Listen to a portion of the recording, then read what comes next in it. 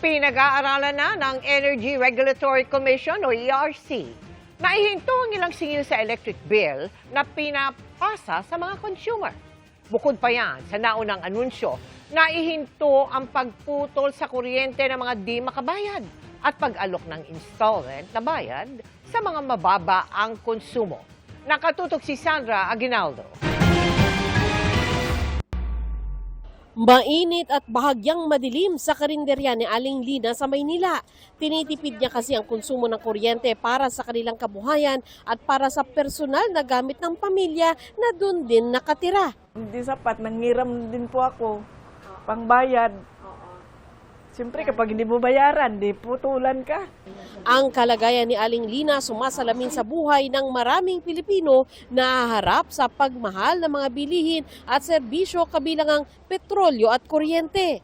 Para makatulong sa ating mga kababayan, iniutos ng Energy Regulatory Commission sa lahat ng distribution utilities na huwag munang magputol ng kuryente sa mga residential at non-residential consumer na hindi makakabayad ng bill mula Mayo hanggang Hulyo.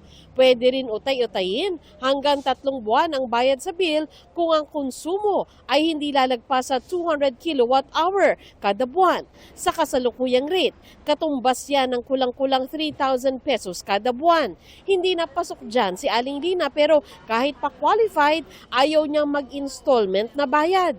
Naiipunan lang ako eh. Gusto ko bayaran ko na lang lahat. So ano mas magandang solusyon ho sa problema natin sa mataas na kuryente? Ibaba ang kuryente para mas mababa yung babayaran.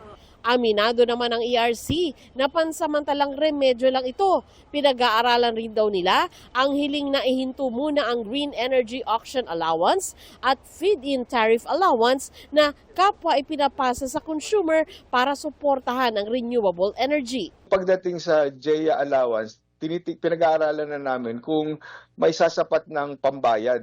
Kumbaga po pwedeng ihinto muna ang pangungulekta at ituloy na lang sa mga susunod na buwan kung matapos na nga itong krisis.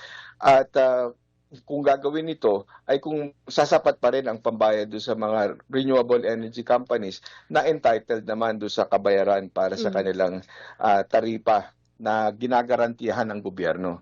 Sa isang pahayag, sinabi ng Meralco na susunod sila sa direktibang itigil muna ang disconnection activities para sa billing period ng May hanggang July. Maaari rin daw mag-request ang customers ng Meralco ng flexible payment. Sandra Aguinaldo, Nakatutok, 24 Oras.